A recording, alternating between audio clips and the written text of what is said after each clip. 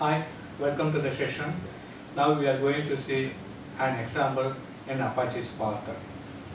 The example program is a word count program. We know that it is the program that is treated as a hello world program for big data analysis. And we have already written word count programs. We have experienced with word count program in MapReduce, where we have to write down three classes. One is mapper, another one for a reducer, and the final one is for driver. However, in Spark, we can use Scala programming. We don't need to write down all those lines. We can complete this program in few lines. By using the Scala, let us write the program that is that counts the words in a submitted document. First, we can declare here value called text file.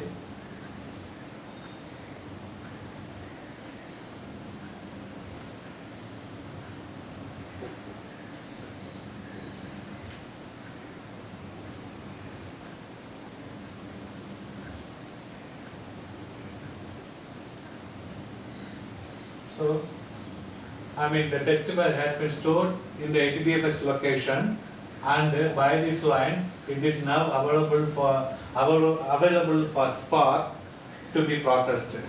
Then we can also declare another one variable called counts.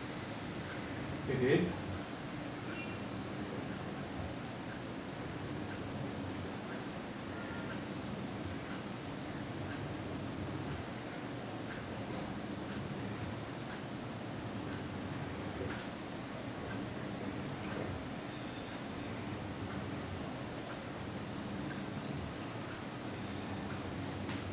now the text file is to be split into lines by the flat map operation.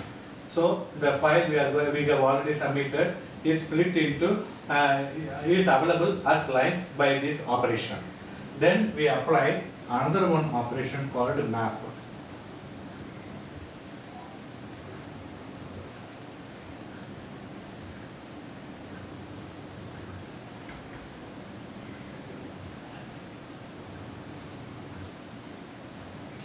When we apply the map operation, the other one is transformation operation, it takes the lines, and whenever it encounters a word, it returns that word with a number 1.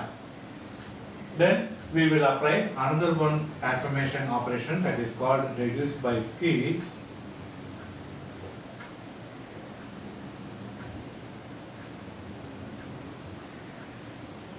It aggregates the values.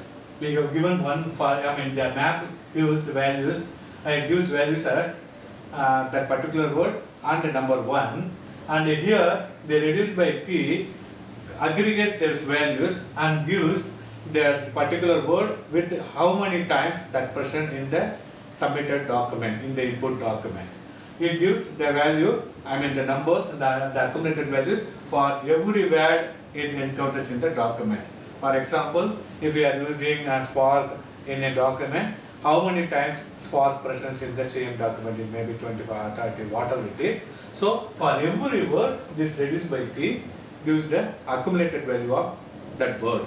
And once the counts are available, it can be stored in HDFS.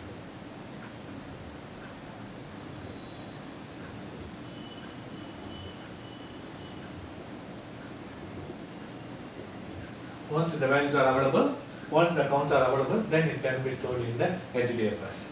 So let us see that one. Initially, we have a test file that we can consider Hadoop RDD. Every RDD, we have already known that RDD is stored as partitions across the cluster. And when the RDD is available, we apply the flat map operation. This is one of the transformation operations. When we apply, we have got a new RDD, let us say it is a flat map RDD, where we can apply another one transformation operation called map, by which we can have another one RDD, let us say it is map RDD. Then we apply a reduce by key operation. It is also an operation of transformation. when we apply this one, the reduce by key RDD is available. Finally, we apply an operation of action that is called the count, then that returns the values. This is the way it's happening, and we have already discussed about the lazy evaluation of the Spark. So, when we apply the operations of transformation, Spark does nothing. So, we have given a sequence of operations of transformation. Until here, it does nothing. It doesn't do anything. Once we give an operation of action, then it evaluates all the operations of the transformations and finds an optimized way to process the data. Then only it will execute and provide us the result.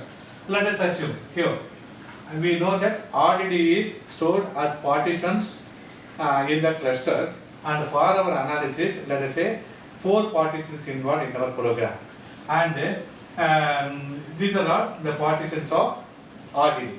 Here it is the Hadoop RDD. So 4 partitions of Hadoop RDD, and let us say it is plant map RDD, 4 partitions of plant map RDD. Likewise, when we apply a transformation operation like a plant map, this RDD is produced, a new RDD is produced.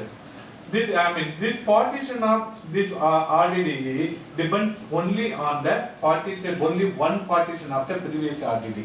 That means it is created from this partition. This partition is created from this partition.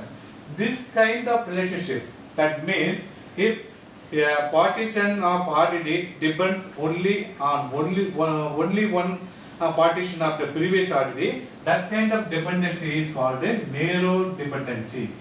Narrow dependency, and here also it is narrow dependency, because this RDD depends on this partition of RDD depends on only one partition of the previous RDD. However, here when we apply the reduce by key, here this partition of RDD depends on all the partitions of the previous RDD. Likewise, all these partitions are depending on more than one partitions of previous RDD.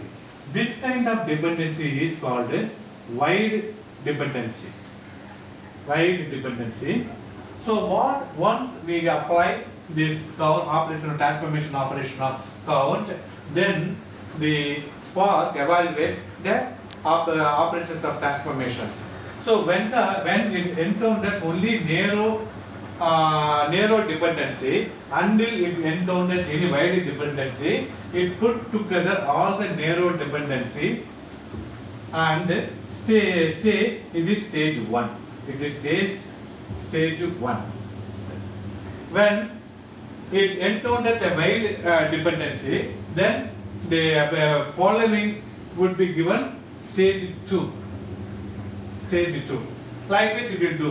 Whenever it contains any narrow dependency transformations, that will be put together into one stage, and when it encounters any wide dependency, then we create a new stage. That is the way it evaluates the operations.